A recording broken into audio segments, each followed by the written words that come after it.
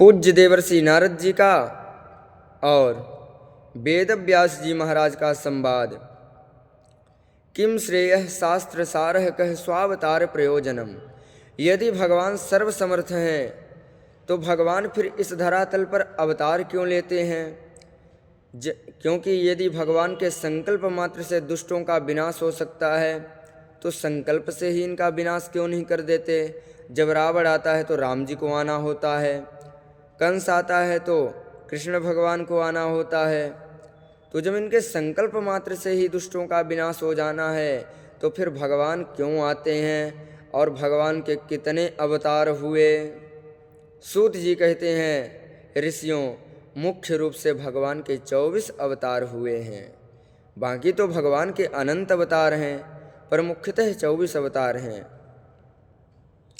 सौनकादिक ऋषि कहते हैं, महाराज, जिस भागवत का आप मुझे उपदेश दे रहे हैं, इस भागवत की रचना किसने की, कब की, क्यों की और कहाँ की?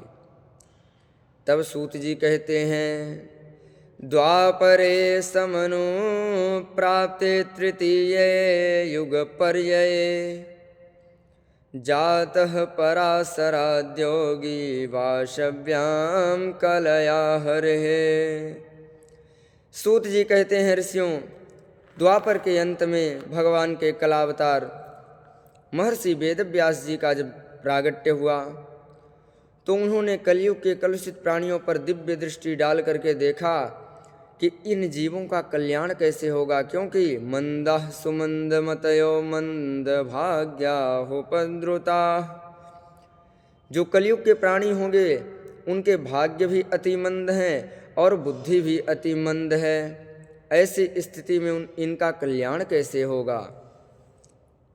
देखिए, किसी का कोई यदि भाग्यशाली है तो भाग्य के बल पर अपना सब कुछ कर लेगा, और यदि कोई बुद्धिमान है तो बुद्धि के बल पर कर लेगा। परंतु कलयुग के प्राणियों में यह दोनों चीज़ नहीं है, ना भाग्य अच्छा है ना बुद्धि अच्छी है। उन जीवों का कैसे कल्याण होगा? इसलिए व्यास जी महाराज ने उन सब का ध्यान रखते हुए एक वेद के 4 विभाग किए, ऋग्वेद, यजुर्वेद, सामवेद, अथर्ववेद। इस पर भी उनके चित्त को शांति नहीं मिली, क्योंकि वेदों में ज्ञान तो बहुत है, परंतु वेदों की भाषा बड़ी कठिन है, बड़ी जटिल है। वेदों के तात्पर्यार्थ को समझने के लिए बड़े बड़े विद्वान भी मुह्यन्ति यत्सूरयः व्यामोहित हो जाते हैं और वेदों के तात्पर्यार्थ को नहीं समझ पाते हैं।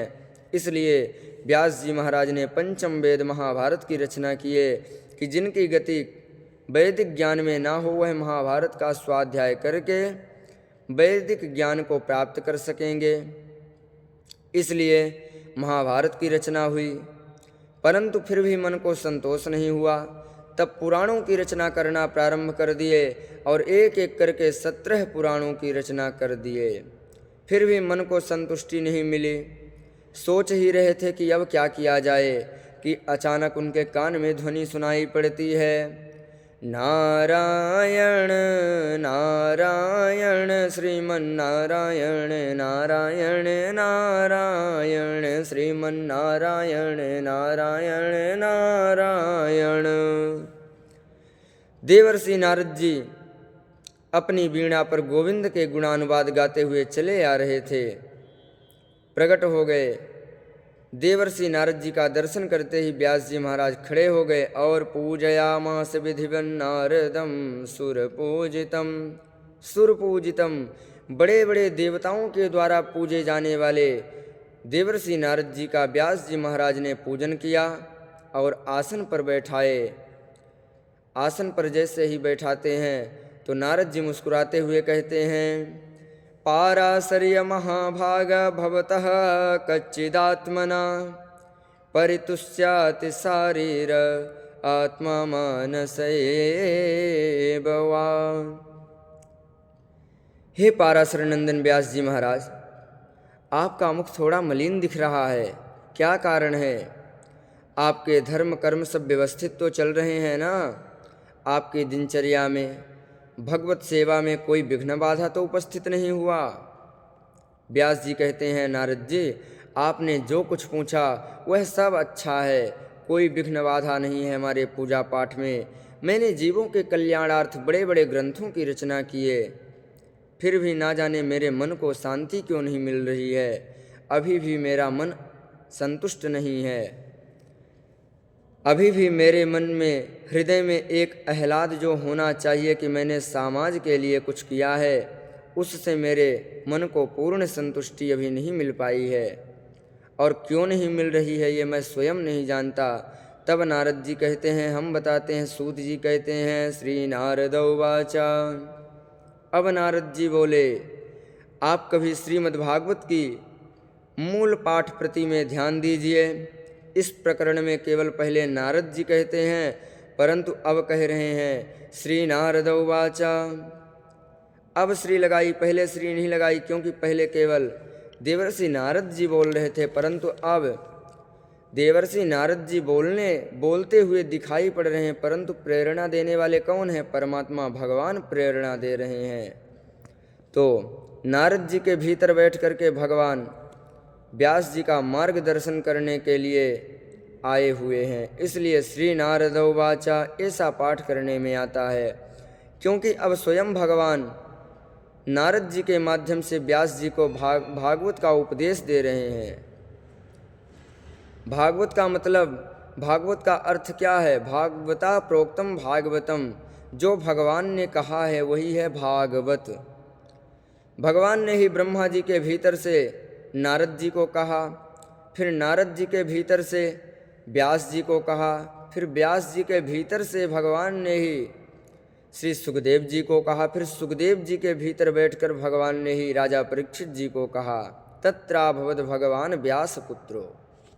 इसलिए बोलता हुआ कोई भी दिखाई पड़े, पर वक्ता के भीतर से बुलवाने वाले तो भगवान ही होते हैं। इसलिए वक्ता साक्षात भगवत स्वरूप होता है। इसलिए अब नारद जी के भीतर से भगवान बोल रहे हैं। नारद जी कहते हैं, व्यास जी आपने बहुत कुछ लिखा और अपनी लेखनी में आपने बहुत चमत्कार दिखाया। कहीं कहीं पर तो आपने ऐसे व्यामिश्रित वाक्य बोल दिए कि लोगों की बुद्धि समझने में चक्कर खा गई। नायद्वचश्चेत्र पदम हरेर्यशो जगत पवित्रम प्रगृणीत कर्हिचिन् तद्वायसं तीर्थमुसन्ति मानसा न यत्र हंसा निरमन्त्युशिक्षया। नारद जी कहते हैं, व्यास जी महाराज हंस मोती चुनते हैं, कौओं के साथ हंस थोड़ी घूमेंगे। उसी प्रकार आपने बहुत चित्र विचित्र भाषाओं का वैशिष्ट्य तो दिखाया, परंतु आपने भी गोविंद का गुणानुवाद नहीं गाया। निष्कर्म में भी भगवान की प्रीति ना हो तो उस निष्काम कर्म की भी कोई शोभा नहीं है, उस ज्ञान की कोई शोभा नहीं जो गोविंद से ना जुड़ा हुआ हो। इसलिए व्यास जी महाराज जब तक भगवान की कीर्ति कौमुदी का विस्तार आप नहीं करेंगे, गायन नहीं करेंगे, तब तक तो ना आपको ही सुख मिल सकता है और ना आपकी पूर्व कृत्यों में भक्तों को ही आनंद मिलेगा। व्यास जी महाराज मुझे देखो, अहम पुरातीत भवे भवम मुने दास्यास्तु कस्याश्चन वेदवादिनां नुरिनिरूपितो बालक एव योगिनां शुश्रूषणे प्रावृषिर्विवेक्षताम्। नारद जी कहते हैं, मैं पूर्व जन्म में दासी पुत्र था। मेरी माँ संत और ब्राह्मणों में बड़ी श्रद्धा रखती थी, ब्राह्मणों की बड़ी भक्त थी। जब से मैंने होश संभाला तो माँ के साथ मैं भी जाता था। माँ संतों की सेवा करती थी, मैं भी साथ में जाता। महात्मा लोग स्नान कर लेते थे तो माँ के साथ मैं भी उनके कपड़े धुलता था। महात्माओं के लिए जंगल से समिधाएं बिन बिन करके ले आता था। महात्मा लोग प्रसाद ग्रहण कर लेते, पा लेते, तो उनका उत्कृष्ट प्रसाद, बचा हुआ प्रसाद मैं भी पा लेता था। महात्मा लोग जब कीर्तन करते थे तो मैं भी खूब ताली बजा बजा करके वहीं पर खूब नाचता था। महात्मा लोग कथा कहते थे तो मैं भी खूब चित्त लगा करके कथा भगवान की श्रवण करता था संतों के मुख से। चातुर्मास्य में परमात्मा के भजन ने उन संतों का संग पाकर मेरा चित्त खूब रम गया। संतों की संगति से मेरा मन भी परमात्मा के प्रेम में रम गया और चातुर्मास्य पूरा होते ही महात्मा लोग चलने लगे। मैं भी उनके संग में चल पड़ा। महात्माओं ने टोका, अरे बच्चे तू कहाँ जा रहा है? हमारे साथ। मैंने कहा, महाराज अब तो मैं आपके ही साथ रहूँगा। संत बोले, ना बेटा, अपनी माँ का तू इकलौता पुत्र है, इसलिए तेरी माँ ने हमारी कितनी सेवा की है। अब मैं तुझे अपने साथ में लेकर के जाऊँगा तो तेरी माँ जीवन भर हम लोगों को गाली देगी।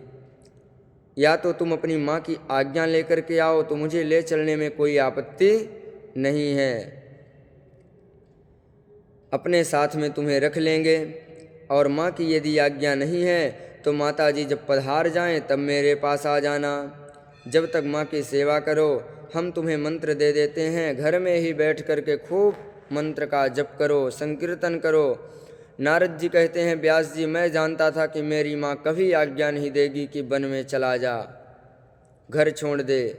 मैंने माँ से इसीलिए मैंने पूछा ही नहीं और महाराज जी से मंत्र लेकर के घर आ गया। घर में ही बैठ कर के मैं माला जपने लगा। 24 घंटे प्रेम में डूबा हुआ प्रभु की माला जपता रहता था। मेरा अन्य बालकों की तरह खेलने कूदने में बिल्कुल मन नहीं लगता था। संसार की बातें मुझे कभी अच्छी नहीं लगती थी। सदा मैं हरिभजन में ही मस्त रहता था। मेरी माँ ने जब मेरी यह स्थिति देखी तो उसको भय होने लगा, कहीं मेरा बेटा बाबा ना बन जाए। उनकी धड़कन तेज हो गई। माताओं को इस बात का बहुत डर लगता है कि मेरा बेटा बाबा ना बन जाए, चोर ना बन जाए, डकैत ना बन जाए, नेता ना बन जाए। इन सब चीज़ों से नहीं डर लगता, परंतु बाबा ना बनने पाए इस बात का माताओं को बहुत डर लगता है। आदि आदि कुछ ना बन जाए तो ये डर लगता है माताओं को। थोड़ा भी तिलक चंदन और कंठी धारण की, माला लेकर भजन किया कि माता जी घबराई। नारद जी कहते हैं, व्यास जी मेरी माँ को मेरी चिंता होने लगी। घर में जो भी आता मेरी माँ एक ही बात कहती कि मेरे बेटे की कहीं शादी करवा दो तो बेटा घर गृहस्थी संभाल ले तो मैं निश्चिंत हो जाऊंगी, मेरे घर में बहू आ जाएगी। नारद जी कहते हैं, मैंने जब माँ के ये वचन सुना तो मेरी धड़कन और ज़्यादा तेज हो गई कि अभी तो मैं माता जी का इंतज़ार कर रहा हूँ कि माता जी कब पधारें, और कहीं देवी जी आ जाएंगी तो उनकी भी प्रतीक्षा करनी पड़ेगी। ऐसे तो मेरा सारा जीवन यूं ही प्रतीक्षा करते करते व्यतीत हो जाएगा। क्या करूं, हे प्रभु आप ही कुछ करो। ठाकुर जी ने ऐसी कृपा की। एक दिन सायंकाल का वक्त था, गैया दूहने के लिए मेरी मैया जा रही थी और उसको दिखाई नहीं पड़ा। मैया ने एक सर्प के ऊपर पैर रख दिया। सर्प ने तुरंत मेरी माँ को काट लिया। मेरी मैया मर गई। एक ने मुझे खबर करी तेरी मैया मर गई, उसे नाग ने काट लिया। मैं सुनते ही गदगद हो गया। मन में तो मैं बहुत खुश हुआ, पर ऊपर से थोड़ा मुंह लटका करके गया, क्योंकि ऊपर से यदि मैं खुश होकर के जाता तो मुझे संसार के लोग बहुत गाली देते कि मैया मरने की खुशी मना रहा है। इसलिए अनुग्रहम मन्यमानः प्रतिष्ठम दिशमुत्तराम, भगवान का परम अनुग्रह मान करके माँ का अंतिम संस्कार किया और सीधा उत्तर दिशा की ओर निकल गया। जिस रास्ते महात्मा लोग गए थे, अब महात्मा तो कब के गए थे, मैं कहाँ ढूंढता उन्हें। ढूंढ ढूंढ करके परेशान हो गया, महात्मा कहीं नहीं मिले। एक दिन जब मैं चलते चलते खूब थक गया तो एक सरोवर दिखा और सरोवर में मैंने स्नान किया, पानी पीकर प्यास बुझाई। स्नात्वा पीत्वा हृदय नद्या उपस्पृष्टो गतश्रमः, पानी पी करके प्यास बुझाकर जब मेरा परिश्रम दूर हो गया तो एक वृक्ष की सघन शीतल छाँव में जाकर के मैं विराजमान हो गया, बैठ गया। आंख बंद करके वही मंत्र मैं वहाँ पर भी जपने लगा कि थोड़ी देर ध्यान करूं, भजन करूं, फिर आगे चलूं। परंतु वह ऐसा पावन दिव्य स्थान था कि जैसे ही माला लेकर भजन कर रहा था कि हृदयासिन में सनैर हरिहि, धीरे से भगवान की सांवली सलोनी सूरत आई। सूरत मेरे हृदय में प्रकट हो गई और मैंने ध्यान में जो भगवान की बांकी झांकी की आभा प्रभा शोभा को देखा, मेरे आनंद का पारावार नहीं रहा। ओहो, मेरी साधना सफल है गई। मैं सिद्ध हो गया, मुझे साक्षात भगवान नारायण के दर्शन हो गए। मेरे आनंद का ठिकाना नहीं रहा। उसी वृक्ष की छाँव में आंख बंद करके जो छठा मुझे दिखी थी, उसी छठा के आनंद में डूबा हुआ उसी का चिंतन करता हुआ, और कुछ ही दिनों के बाद जब महाप्रलय हो गया, समुद्र ने अपनी सीमाओं को लांघ दिया और देखते देखते सारा संसार जलमग्न हो गया।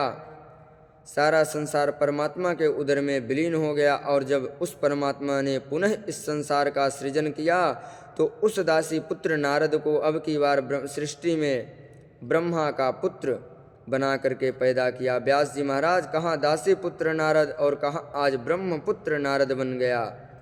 ये उन संतों के सानिध्य में भगवत सत्संग का ही चमत्कार है कि चातुर्मास्य के संतों के संग ने आज मुझे भगवत रसिक बना दिया, कृष्ण दीवाना कर दिया। ब्रह्मा जी का बेटा बन करके भी मैंने उसी तत्व को पाने का प्रयास किया है। जब देखो तब भगवान का ही चिंतन ध्यान करता रहता हूँ। संस्कार बस भजन करते करते यदि इस जन्म में ब्रह्म साक्षात्कार ना हो पाए, तो जब अगला जन्म होगा तो बाल्यावस्था से ही संस्कार जागृत होने लगते हैं। तो जो काम इस जन्म में रुके होते हैं, वह काम अगले जन्म में वहीं से प्रारंभ हो जाते हैं। नारद जी कहते हैं, उसी प्रकार जन्म जन्मांतरों के संस्कार फलीभूत हुए कि मैं भी अपने प्रभु के गुणगणों का गान करते हुए उनका भजनानुरागी बन गया और उन्हीं के गुणों का गान करते हुए नाचने लगा। तो भगवान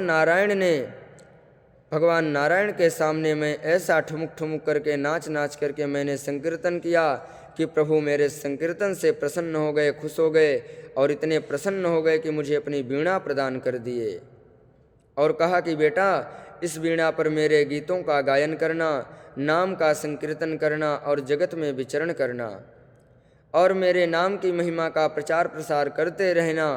व्यास जी, तभी से वीणा पर मैं गोविंद के ही गुणानुवाद गाता रहता हूँ, घूमता रहता हूँ। प्रभु के नाम का चमत्कार देखो कि कहाँ दासी पुत्र नारद और कहाँ आज ब्रह्म पुत्र नारद बन गया। और नाम की महिमा का चमत्कार देखो कि जगत में मैं जहाँ जाऊँ, मानवों में जाऊँ, दानवों में जाऊँ या देवताओं में जाऊँ, मेरी सर्वत्र पूजा होती है। ये मेरी पूजा नहीं है, वास्तुतः ये मेरे प्रभु की पूजा है, जिसने मुझे जगत पूज्य बना दिया। देवदत्तामिमां वीणां स्वरब्रह्म विभूषितां मूर्छयित्वा हरिकथां गायमानश्चराम्यहम्। नारद जी कहते हैं, मैं उन्हीं के गीत गाता हुआ घूम रहा हूँ व्यास जी, इसलिए आपसे निवेदन है कि आप भी गोविंद के गुणानुवादों का गायन कीजिए। फिर देखो आपको कितना आनंद मिलता है और आपकी वाणी से भक्तों को कितना परम सुख प्राप्त होता है। प्रदेश मात्रम भवता प्रदर्शितम, गोविंद के गुणानुवाद का संकेत भर नारद जी ने कर दिया कि तुम विस्तार से सुनाओ। ऐसा कह करके नारद जी अंतर ध्यान हो गए। व्यास जी महाराज ने तुरंत अपनी कमी का अनुभव कर लिए और व्यास जी महाराज सोच रहे थे कि अभी तक मैं वक्ता बनकर सोच रहा था कि मैं बोल रहा हूँ, मैं लिख रहा हूँ, अब मैं वही लिखूँगा जो ठाकुर जी लिखवाएंगे। तो भगवान की ही प्रेरणा से माता सरस्वती नदी में स्नान किए और स्नान करके जैसे ही व्यास जी महाराज अपने सम्याप्रास आश्रम में ध्यान मग्न होकर बैठ गए कि हृदय में भागवत की भागीरथी गंगा प्रवाहित होने लगीं। गदगद कंठ से गोविंद के गुणानुवाद गाने लगे और व्यास जी गाते गए और गणेश जी महाराज लिखते गए। भगवत प्रेम में डूबे हुए श्री वेद व्यास जी महाराज ने पावन परमहंसों की संहिता प्रकट कर दी। 18,000 श्लोकों की ये दिव्य संहिता तैयार हो गई। अब मन में व्यास जी के विचार आया कि ये परमहंसों की संहिता है तो किसी परमहंस को ही परोसा जाएगा पहले, तो ऐसा परमहंस है कौन? अब इसकी चर्चा आगे के वीडियो में करेंगे क्योंकि बहुत लंबा वीडियो हो जाएगा। जय श्री राधे। आप सभी वीडियो को ज़रूर देखें और यदि अच्छा लगे तो वीडियो को शेयर भी करें, लाइक करें और लोगों को शेयर करें ताकि ज़्यादा से ज़्यादा लोग इसका लाभ ले सकें। जय श्री राधे।